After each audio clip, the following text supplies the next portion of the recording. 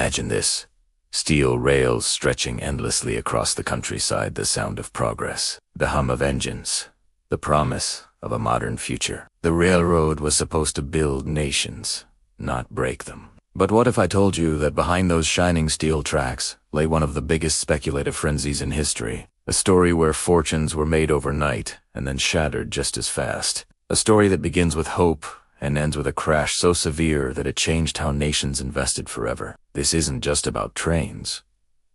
It's about greed, optimism, and the illusion of endless growth, a pattern that still repeats today. So, how did a marvel of engineering turn into a financial disaster? And why do we keep falling for the same dream, century after century? Let's uncover the story of the railroad bubble when steel tracks built and broke fortunes. To understand the railroad bubble, we need to step back to the early 1800s, a time when speed was measured in horses and communication traveled at the pace of footsteps. Britain was the heart of the Industrial Revolution. Factories were booming. Coal, iron, and textiles poured out of cities like Manchester and Birmingham. But there was one major problem.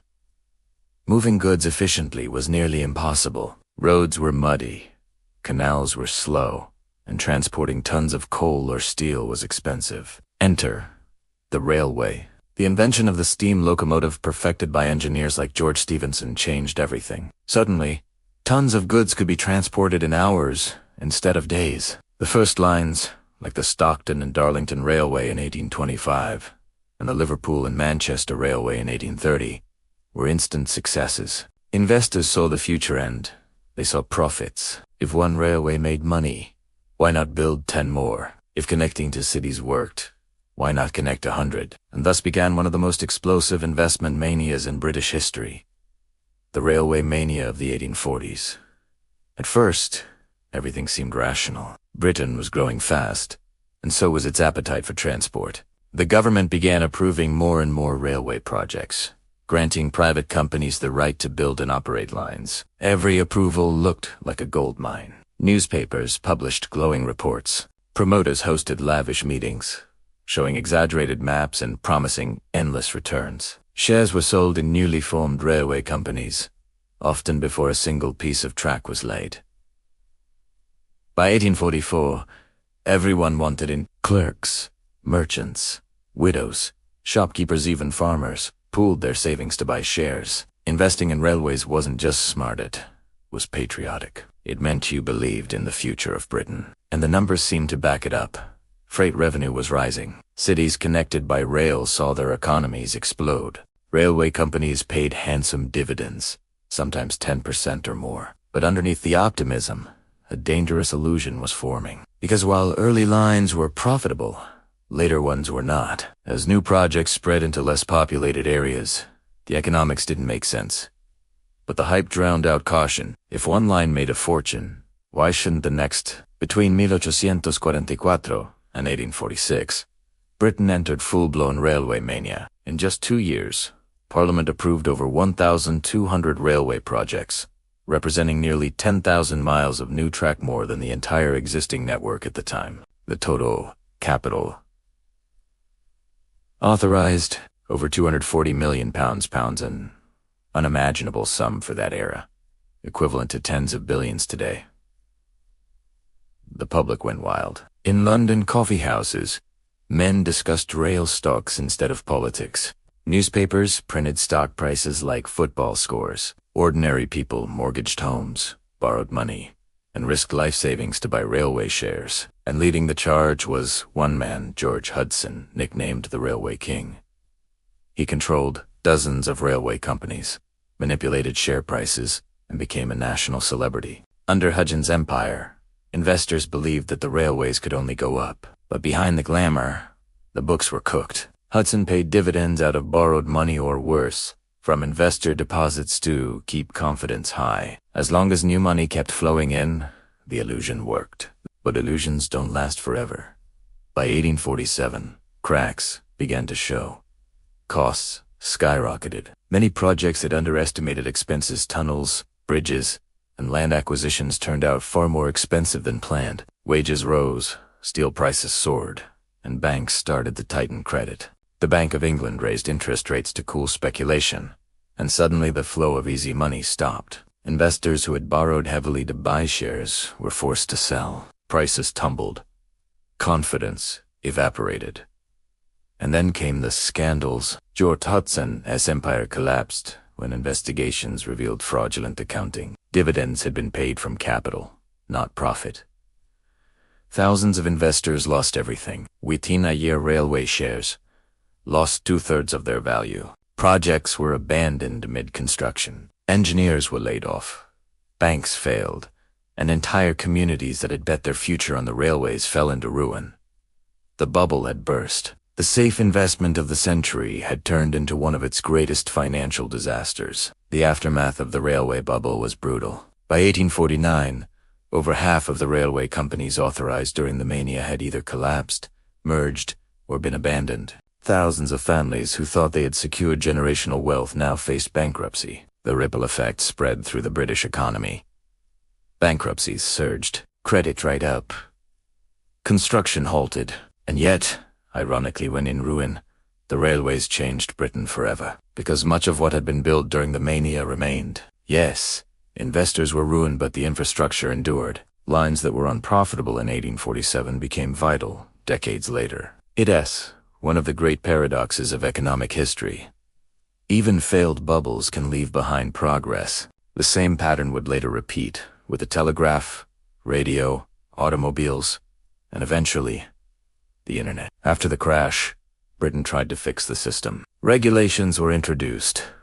Railway accounting had to be more transparent. Parliament tightened its approval process for new lines. But the deeper issues, human psychology, speculation, herd behavior, remained untouched. Investors didn't stop dreaming of quick riches. They simply moved on to the next big thing.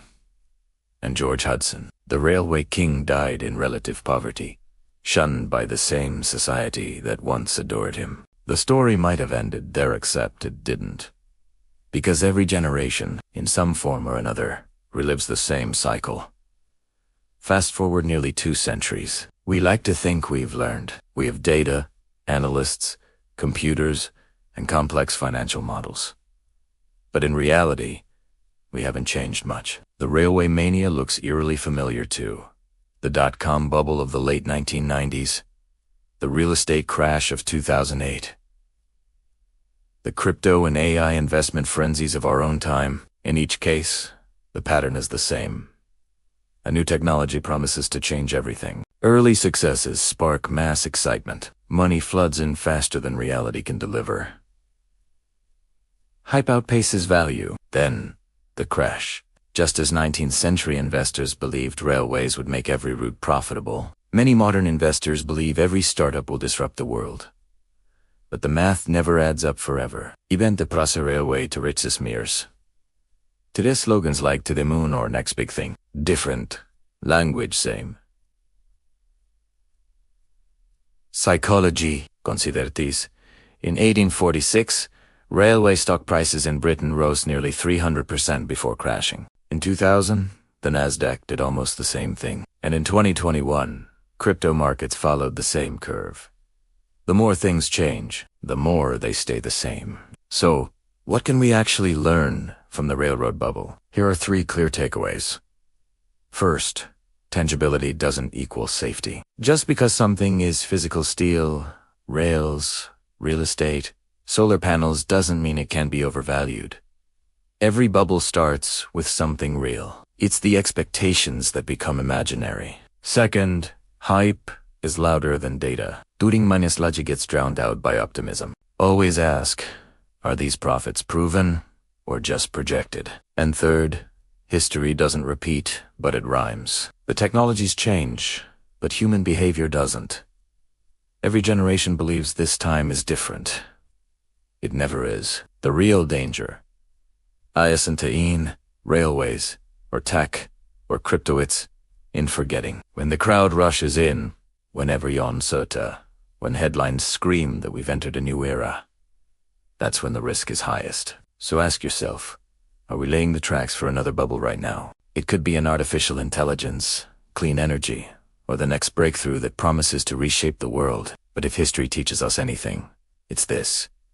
Every revolution attracts dreamers and debtors, and every dream has a cost when the steel bends. Today, some of those old railway lines from the 1840s still exist. Trains run over the same ground that bankrupted entire families. Steel rails laid in a frenzy of speculation now carry millions of commuters. Progress came, but at a price. The tracks, silent witnesses of the mania, remind us of a simple truth. Innovation builds the future, but speculation always tests how much we're willing to pay for it. If you found this story fascinating, hit the like button. It helps the channel reach more curious minds like yours. Subscribe to Shadows of History and turn on notifications so you don't miss our next deep dive into history's most dramatic financial stories. And I'd love to hear your thoughts. Which modern industry do you think is showing signs of a new bubble? Drop your theories in the comments aisle. Be reading them all. Until next time, I'm your narrator from Shadows of History, reminding you that history doesn't just live in books, it lives in patterns, waiting for us to notice them before they repeat.